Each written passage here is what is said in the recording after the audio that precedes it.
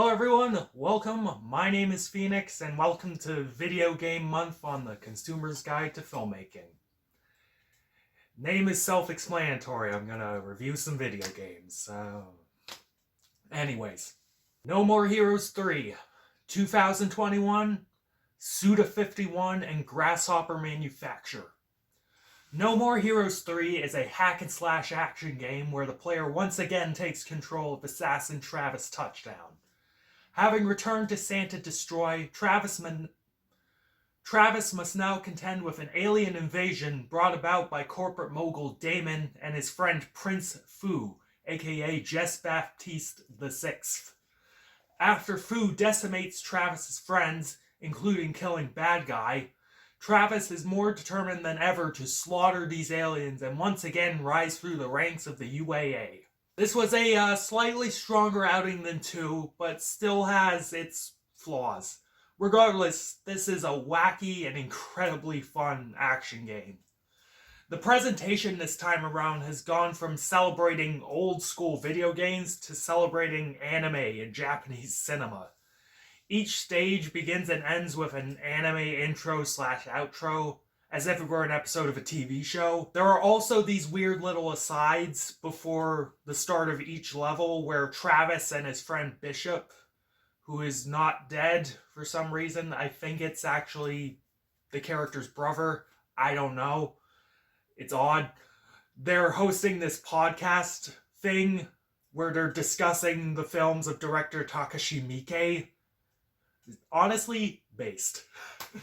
The opening sequence, starting with a 16-bit video game, it then transforms into this beautifully animated anime-style cutscene, which establishes the main villains beautifully. When we hit the actual game, the graphics are incredibly nice. Retaining that same style as the other games, the Nintendo Switch allowed Suda to give his world and characters a beautiful polish and sheen.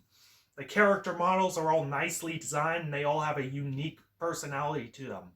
The aliens especially, as Prince Fu looks wild and all his buddies/assassins are equally as colorful and vibrant. The environments are also just as varied, getting 6 areas to explore instead of just 1. We get to fight bad guys and do fun side stuff in war zones, suburbs, the desert, etc., etc. You get plenty of places to go. The music in this game is incredible as always. It ranges from hip-hop to crazy-ass electronic music to metal to pop. The composer of this game just went buck wild and I love it. The story of this game, No More Heroes 3, is just fucking insane. It starts off relatively stable and I really like how the stakes are raised in it. With the main villain just destroying all of Travis's buddies, it feels like no one is safe, and it gets really, really exciting. There are even a bunch of random left turns where the boss of a level is killed by someone else, and we have to fight a different bad guy. Well, Suda maybe does this one too many times in the game. The moments it does work, they're pretty funny. When we get near the end, though, that's when shit starts to go off the fucking rails. However, for some reason, it's done in this incredibly self-aware and quirky way. It's Suda. So, Travis first fights his brother, who for some reason isn't Irish anymore. And after defeating the brother, Travis ends up getting killed by him because the brother is salty about it. Travis is then brought back to life by the video game character from the beginning, Deathman, and is saved from being buried alive by director Takashi Miike. Like, what is even happening now? Then Travis goes on to defeat both Damon and Fu, and we set up No More Heroes 4 with his kids from the future telling him he's gotta come with them to fight his uncle or brother or something. This cutscene is done in the same style as something like Teen Titans Go for some reason. And I'm like, good God, it's so much to process.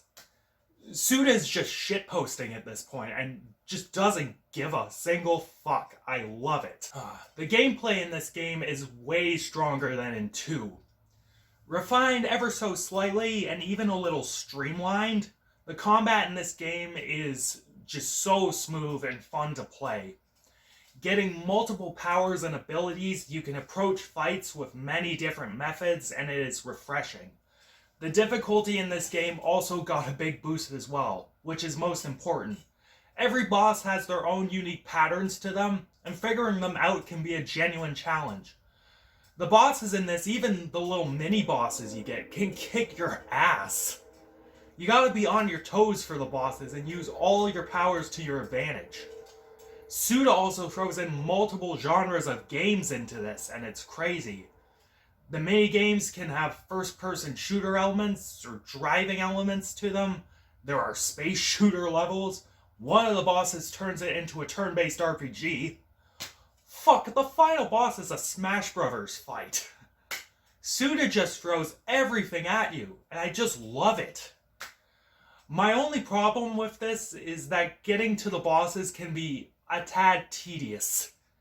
You have to fight in a bunch of random battles, as well as doing mini games to collect money, just like in No More Heroes 1.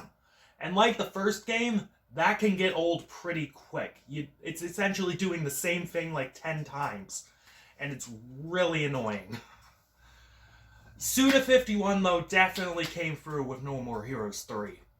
While it can get a tad repetitive, and the story turns into an insane mess at the end, Suda is just making creative, colorful, and fun games. The story is self-aware of what it is, and Suda just goes balls to the wall. If you love a good hack and slash game, I'd say definitely check out No More Heroes 3. And I'm feeling a 7 to a 7.5 out of 10 on this one. On a nice day, it could just be a 7.5. Catch you later, guys.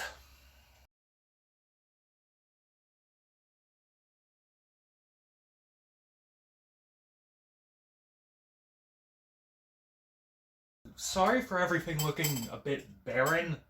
I just moved my games over to that little shelf there, so this is going to look a bit empty for the foreseeable future.